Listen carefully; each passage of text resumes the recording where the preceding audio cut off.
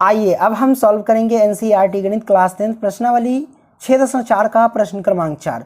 इससे पीछे जितने भी सारे क्वेश्चन हैं उन सभी को हम सॉल्व कर चुके हैं, आप लोग डिस्क्रिप्शन बॉक्स जरूर चेक करें। तो आइए सबसे पहले हम क्वेश्चन को ही पढ़ लेते हैं। क्वेश्चन कहता है कि यदि दो समरूप त्रिभुजों के क्षेत्रफल बराबर हों तो सिद्ध कीजिए कि वे त्रिभुज सर्वांगसम है या नहीं। ये हमको सिद्ध करके बता देना है। तो सबसे पहले हम दो समरूप त्रिभुज का चित्र हम बना लेते हैं। तो जैसा कि आप देख सकते हैं मैंने यहाँ पे दो त्रिभुज बना लिया। इन दोनों त्रिभुज का नाम दे देते हैं। ये त्रिभुज ए है, ये ए, ये बी एंड ये सी। ये हम नाम दे देते हैं पी क्यू और ये रहा आर। तो ये मैंने दो त्रिभुज बना लिया।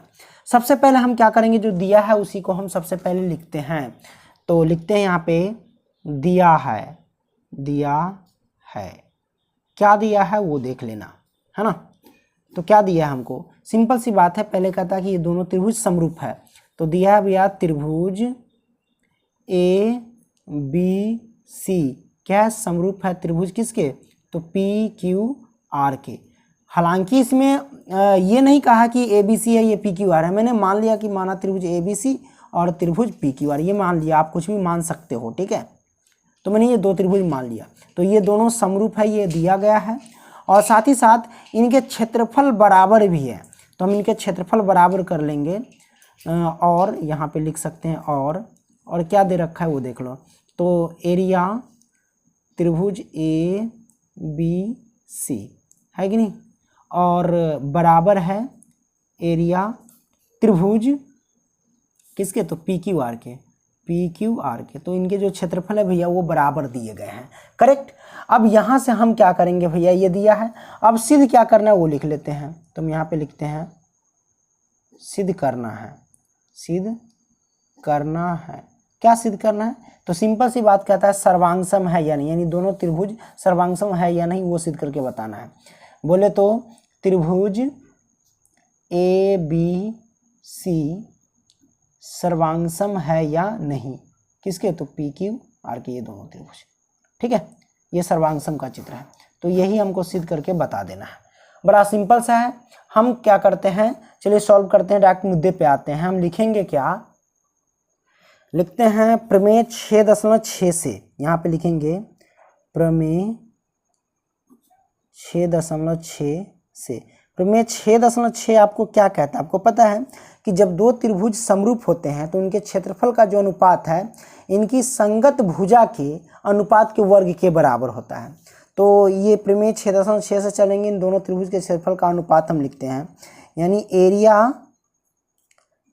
त्रिभुज ए बी सी, ओके, अनुपात एरिया त्रिभुज पी क्यू आर, इनके जो क्षेत्रफल का अनुपात है इनकी कोई भी संगत भुजा के अनुपात के वर्ग के बराबर होता है। चलो हम ये दोनों भुजा ले लेते हैं। BC क्या लिखेंगे, BC बटे में QR, क्या लिखेंगे QR, और इसका हम कर देंगे क्या, वर्ग। मैंने वर्ग कर दिया।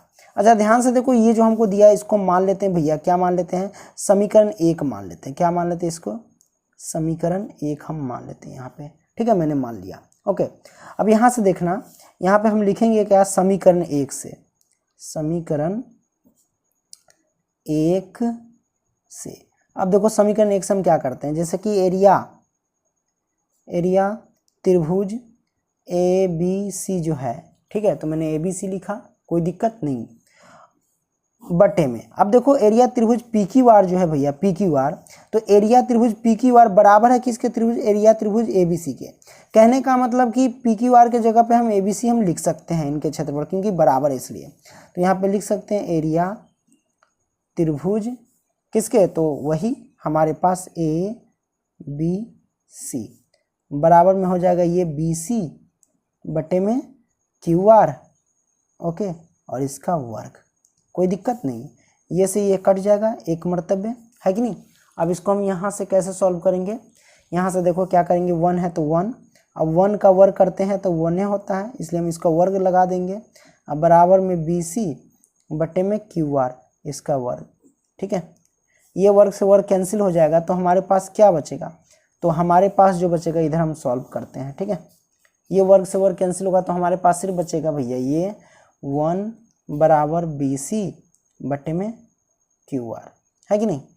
इसके नीचे भी 1 रख सकते, कोई दिक्कत नहीं। तो ये अगर हम दोनों से मल्टीप्लाई करेंगे तो BC से 1 में गुना करेंगे तो BC बराबर में QR हो जाएगा।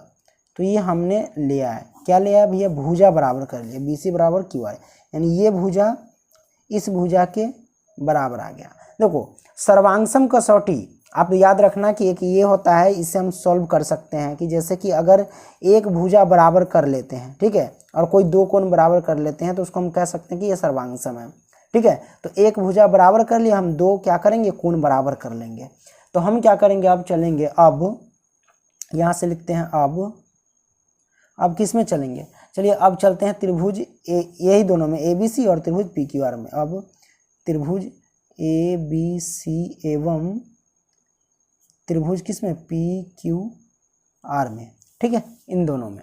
तो इन दोनों में अगर हम चलेंगे तो देखेंगे भैया ध्यान से कि कोई कोण बराबर कर लेते हैं। मान लो कि ये कोण P जो है, कोण A जो है कोण P के बराबर है, कोण A जो है भैया किसके बराबर है, कोण P के बराबर। आप कहोगे क्यों, क्योंकि ये भैया पहले से समरूप है इसलिए। तो इसका कारण वही देंगे कि त्रिभुज जो है भैया ABC जो है समरूप है त्रिभुज किसके, PQR के, ठीक है। तो ये समरूप हो गया। अब ये हो गया, अब ये भुजा बराबर कर लो, BC बराबर QR, BC बराबर क्या है, QR, ये भुजा बराबर है।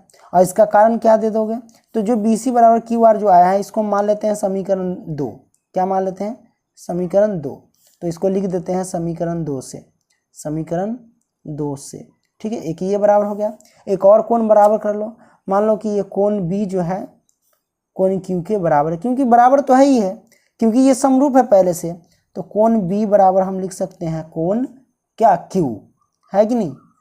अब इसका कारण वही जो ये हमारे दोनों त्रिभुज क्या है, समरूप है, ठीक है, यानी त्रिभुज ABC समरूप है किसके, त्रिभुज PQR के, इसके लिए, ओके। तो इसको हम क्या कह सकते हैं कि एंगल साइड एंगल से, ठीक है, यानी दो कोण बराबर है और एक भुजा बराबर है, ठीक है।